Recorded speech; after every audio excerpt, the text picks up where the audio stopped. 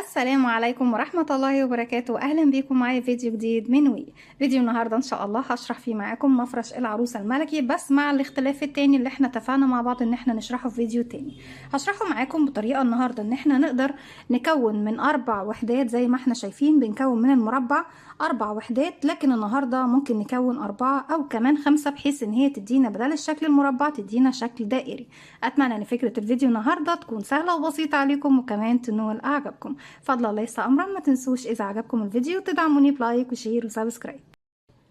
بنشتغل بخيط صوف متوسط السمك مع ابرة رقم 3.5 ملم.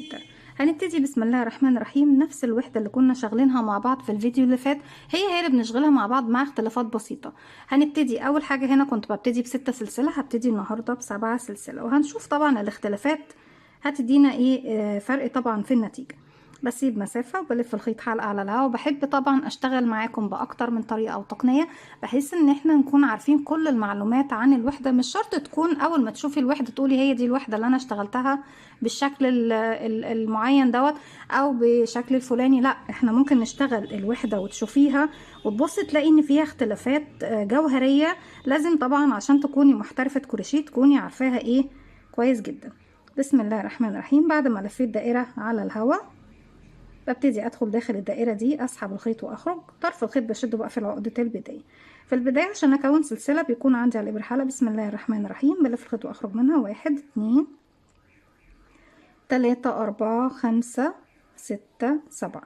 بعد ما اشتغلت ال7 سلسلة، وده اول فرق بين الوحدة دي والوحدة اللي بنشتغلها النهاردة عفوا، بدخل في اول سلسلة اشتغلتها في الحلقة الامامية، اسحب الخيط واخرج منها من الحلقة الموجودة عندي على الابرة بغرزة منزلق. كنت بشتغل بردك في الوحدة هنا بغرزة عمود بلفة واحدة. طيب النهاردة هنشتغل بغرزة عمود بلفة ممتد، اللي هو البديل لغرزة العمود ب2 لفة، وهوريكم بنشتغل العمود ب2 لفة ازاي وبنشتغل العمود الممتد ازاي.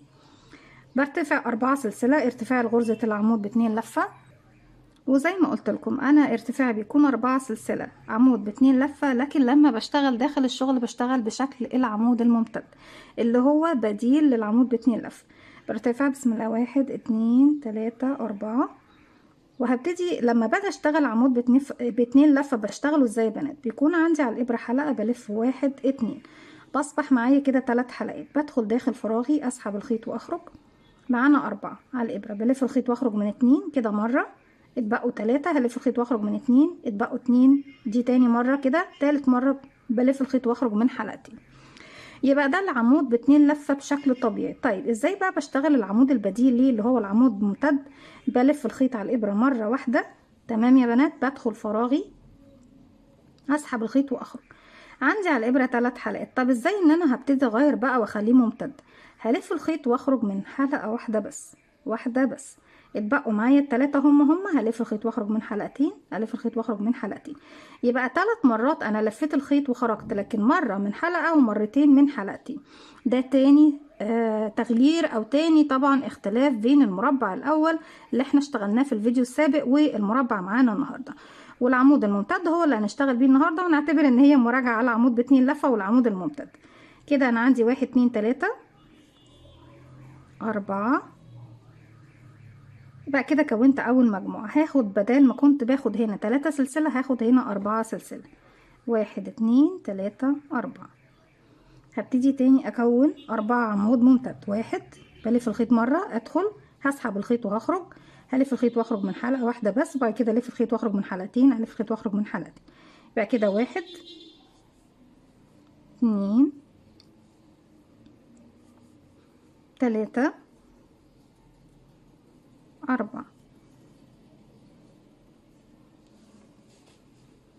الاختلاف التالت بقى هو، او نقول 4 اختلافات، لان احنا عاوزين نعملها على شكل رباعي زي دي بالظبط. دي لو على شكل رباعي احنا عارفين طبعا عملناها ازاي، هنعملها النهاردة على شكل خماسي تدينا شكل الدائرة. 1 2 3 4. يبقى خلينا فاكرين الاختلاف الاخير هو ان احنا بنعملها على شكل خماسي. الاختلاف التالت لسه جاي معانا بعد السطر الاخير. كده 1 2 3 عفوا 4. كده كونا 3 مجموعات واحنا بنشتغل ب4 سلسلة، واخر 4 عمود ممتد.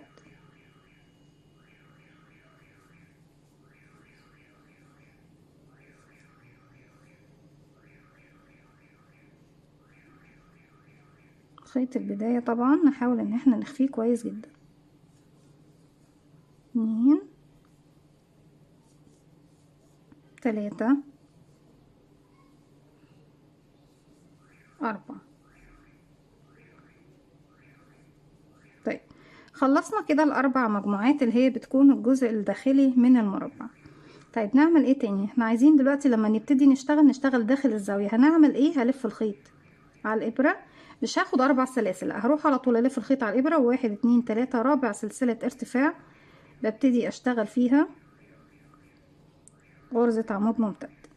1 2 3. بالشكل دوت انا بدل ما اشتغل 4 سلاسل لا اشتغلت عمود ممتد زي ما انا بشتغل في شغلي بشكل طبيعي، علشان اكون في بداية الزاوية. يعني انا لو كنت اشتغلت 4 سلسلة وشبكت هنا بمنزلقة كنت هبقى واقفة في المكان دوت، واما ان انا ارجع اشتغل من الخلف كده او ان انا امشي بمنزلقة لغاية اول زاوية. بالنسبة لي كده احنا بنسهل على نفسنا الشغل. 1 2 3 4 وببتدي اشتغل 11 عمود بلفة ممتد، او عمود ب2 لفة ايها متفضلين. السهل بالنسبة لك اشتغلي بيه، او عمود بلفة يا بنات، على فكرة مش شرط. انا بحب اغير معاكم بس لمجرد ان احنا ناخد معلومات زيادة مش اكتر. كده 1 2 3 عفوا 4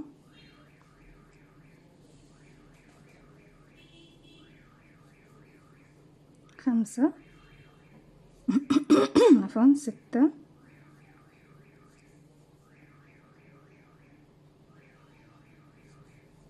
7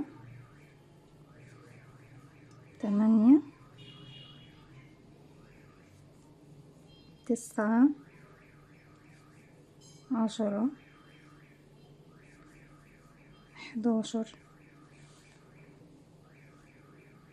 12 بالشكل ده زي ما احنا شايفين. وهروح اشتغل هنا 12 عمود 12 عمود 12 عمود زي ما احنا شغالين. طيب بالشكل دوت بكمل بقى 12 12 12 وارجع لكم نبتدي نكمل مع بعض بقية الوحدة بتاعتنا. رجعت لكم تاني وكده بكون خلصت معايا الوحدة، وكمان عملت الإضافة رقم 3 اللي هي بتكون سطر إطار أخير بلون مختلف عن الألوان اللي بنشتغل.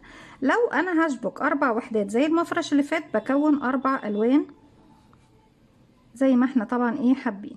طيب لو انا حابه ان انا اشبكها 5 وحدات هوريكم بقى النهارده نشبك 5 وحدات مع بعض ازاي. احنا بالنسبه للاربعه شرحناهم في الفيديو اللي فات، فمش محتاجين ان احنا ايه نكرر كلامنا تاني. طيب بالنسبه طبعا للالوان انا اشتغلت 4 وحدات بشكل كامل، والسطر الاخير الثالث اللي هو مش موجود عندي في الوحده دي هو دوت السطر الاضافه الجديد بتاعنا. بشبك فيه هنا، طبعا كنا بنشبك في السطر التاني، هنا بنشبك في السطر التالت والاخير. بقفل بالشكل دوت عقدة بداية، وهبتدي بقى اروح لل12 عمود بلفة اشتغل فوقيهم 12 غرزة حشو. هدخل هنا يا بنات اهو فوق اول غرزة، اسحب الخيط واخرج معايا على الابرة حلقتين، هجيب بس خيط البداية عندي هنا في الظهر وابتدي اقفل بغرزة حشو. انا اشتغلت اول غرزة حشو كده على الطاير بدون اي ارتفاعات. كده 2 3 4 5 6 7.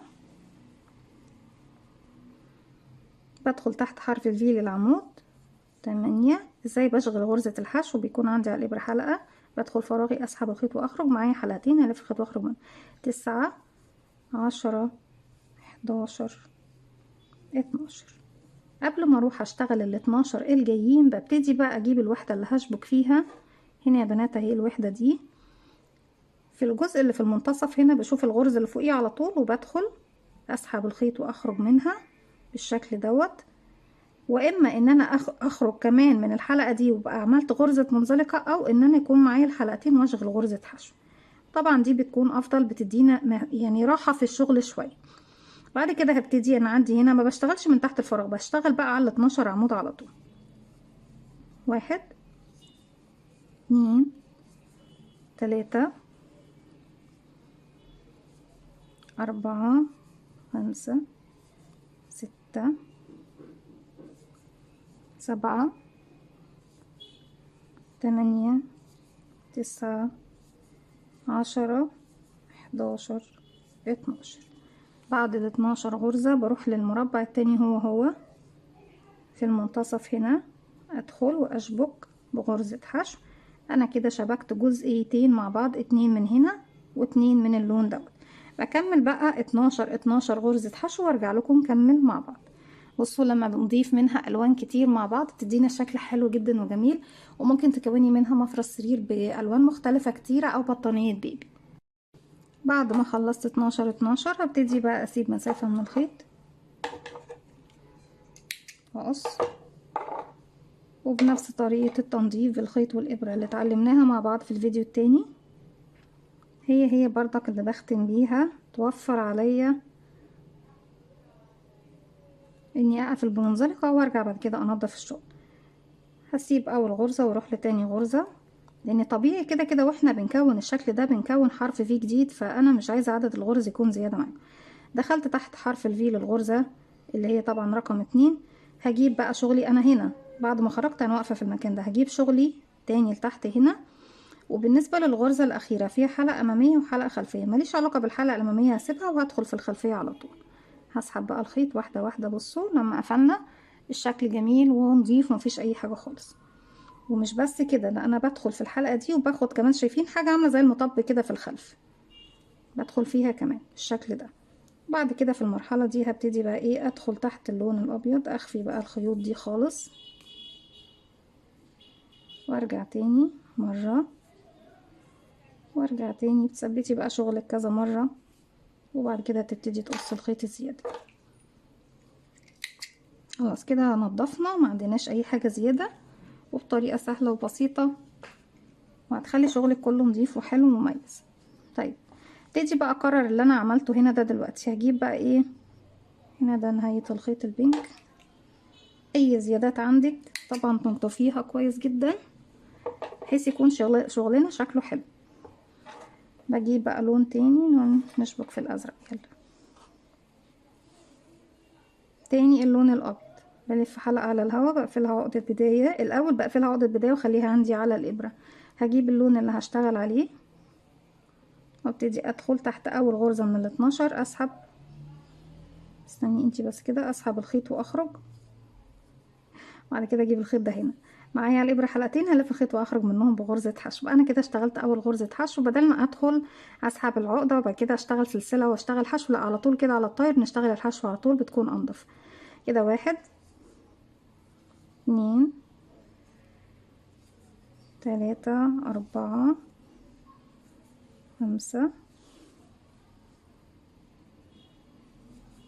6 7 8 9 10 11 12.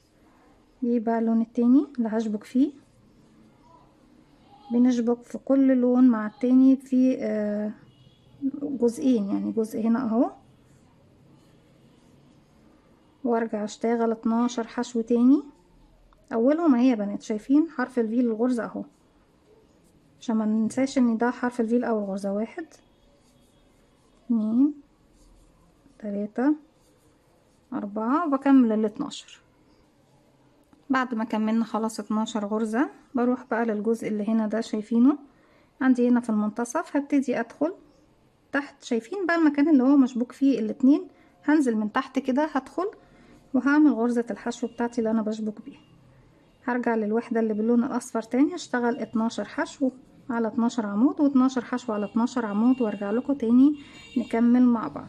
زي ما احنا شايفين كده اتشبك معانا 4 وحدات، عفوا 3، والوحدة اللي جاية بتكون رقم 4.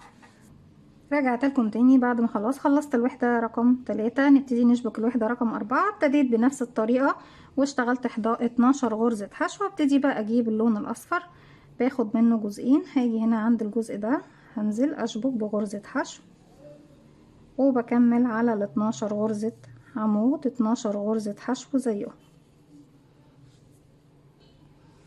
بعد ما خلصنا 12 غرزة حشو زي ما احنا شايفين المكان المفروض ان انا واقفة عنده اهو، انا شبكت هنا بدايتي وال12 دول بيكونوا قصاد ال12 دول.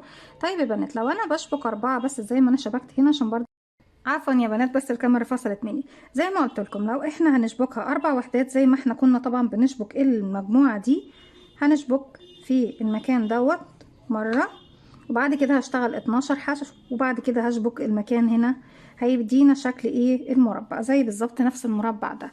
لكن احنا لما بنيجي نشبك بشكل خماسي طبيعي كده كده انا في المكان هنا في المنتصف، فابتدي انزل من تحت المكان اللي شبكت فيه واشبك بغرزة الحشو بتاعتي، وارجع تاني للون البنفسج واشتغل 12 حشو على 12 عمود. بعد طبعا ما خلصت 12 حشو 12 حشو قفلت الوحدة بتاعتي، هبتدي بقى بالوحدة الجديدة اخر وحدة عندي اللي هي ال5. اشتغلت 12 غرزة حشو، هاجي هنا في المكان ده هبتدي هنا بقى اشبك اللون البنفسج مع الاخضر، بنشبك في المنتصف. بعد كده بشتغل 12 غرزة حشو فوق 12 غرزة حشو، 1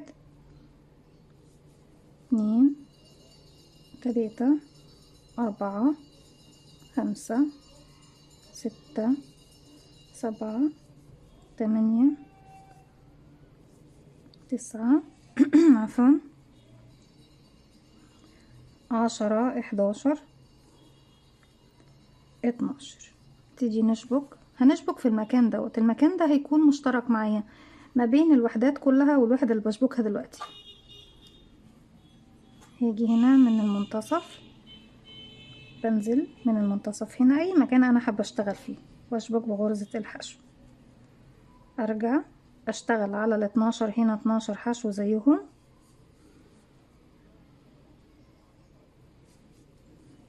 2 3 4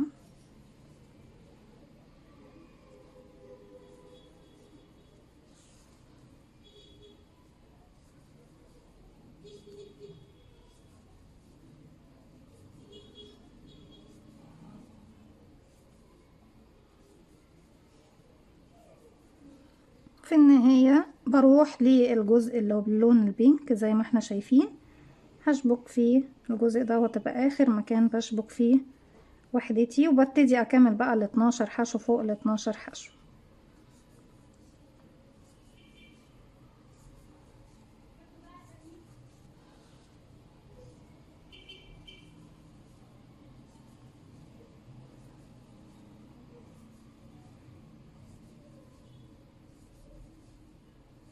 نشر وبقفل فوق اول واحدة زي ما احنا شفنا طبعا بإبرة التنظيف، او ان انا بشتغل بغرزة المنزلقة. انا مجرد بس هقفل بالمنزلقة دلوقتي لكن بشتغل بإبرة التنظيف افضل يا بنات. بالشكل ده كده بنكون شبكنا 5 وحدات مع بعض بنفس طريقة الوحدة بتاعتنا هي مع الاختلافات اللي احنا قلناها طبعا في بداية الفيديو. بردك بنفس الطريقة احنا نقدر نزينها باللولي او باي حاجة طبعا احنا حابينها. بنظبط ايه بقى وحداتنا بالشكل ده، بتضيف اللولي. هنا عندنا 5 وحدات، هنا عندنا 4 وحدات. بالشكل ده بتبتدي بقى تشبكي كل الوحدات في بعضها، هنا ال4 بتشبكيهم طبعا في مجموعات تانية، وهنا بتشبكي بردك في وحدات تانية. دي كانت فكرة الفيديو بتاعي النهاردة، دي كانت تكملة للفكرة الأولى اللي هو مفرش العروسة الملكي أو البطانية طبعا الملكية بتاعتنا. أتمنى تكون سهلة وبسيطة وقلتها بكل الاختلافات اللي ممكن تكون موجودة في الوحدة. الوحدة ممكن نشتغلها زي ما احنا شفنا بأكتر من اختلاف. صحيح هي اختلافات جوهرية مش بتبان في الشكل قوي، لكن في النهاية بردك احنا لازم نكون عارفين كل الاختلافات. أتمنى أن فكرة الفيديو النهاردة تكون سهلة وبسيطة عليكم وكمان تنول أعجابكم. فضل الله أمرا. ما تنسوش إذا عجبكم الفيديو تدعموني بلايك وشير وسبسكرايب، واستنوني في فيديو جديد من وي. متنسوش كمان تفعلوا زرار الجرس ويوصلكم مني كل جديد. السلام عليكم ورحمة الله وبركاته.